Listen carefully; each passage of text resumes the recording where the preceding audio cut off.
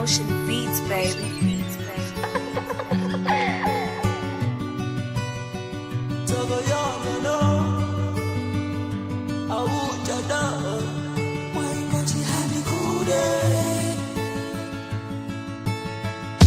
Pawandiwona ini siringirindeka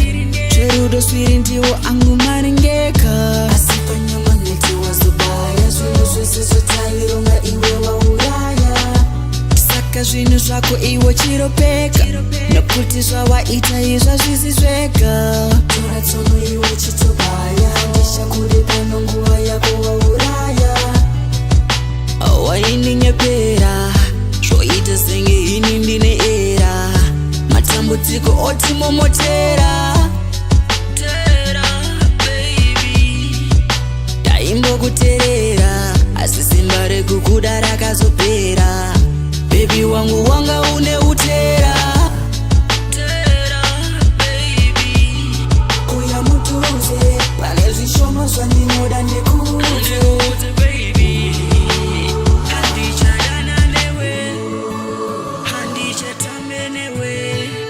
murudo takayangana kupa wakazonza kuti yawe uchada kwaingoti handikude kwete kupedza nguva yangu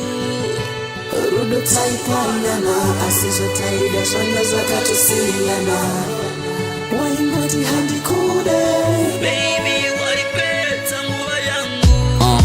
yeah, this is a new arena hapana Steveni asi apa wakandipina wakandibhilivhisa kuti iwe waindida asi kutaura chokwadi iwe waindiba ukanditi hambondiadya hambondisiya ndichikubudira misodzi zvese neziya wakafurwa here nemagirlfriends kana kuti mafiya or maybe ndanga ndakasara ndaisanwa bia you had a hat-trick baby wanga une 3 goals killing me fooling me and breaking me off course mai vako baby vanga vava mama vangu uchivhairira vanhu nemasini angu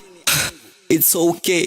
it's OTM usandifunge or even bother to send a DM marwadzo nematambudziko ondimomotera ndaingoteerera zvichinzi murudo imomotera waininyephera zvoita senge ini ndine era matambudziko otimomotera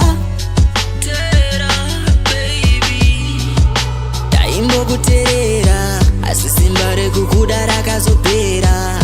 bebi wangu wanga une utera murudo takayangana